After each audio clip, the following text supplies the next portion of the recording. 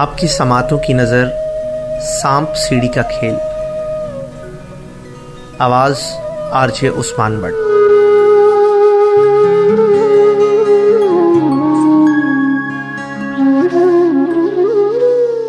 ये जो सांप सीढ़ी का खेल है, अभी साथ थे दोनों हमनवा। ये जो सांप सीढ़ी का खेल है, अभी साथ थे दोनों हमनवा।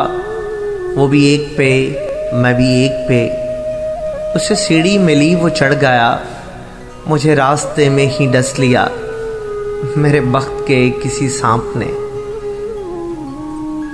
उसे सीढ़ी मिली, वो चढ़ गया, मुझे रास्ते में ही डस लिया मेरे बख्त के किसी सांप ने। बड़ी दूर से पड़ा मुझे लौटना, जख्म खा के अपने नसीब का। वो 99 पे पहुंच गया, मैं 10 के फेरे में घिर गया। उसे 1 नंबर था चाहिए, सो नहीं मिला, सो नहीं मिला। मैं बढ़ा तो बढ़ता चला गया, बस एक चौके की बात थी, पर उससे जीतना मेरी मात थी।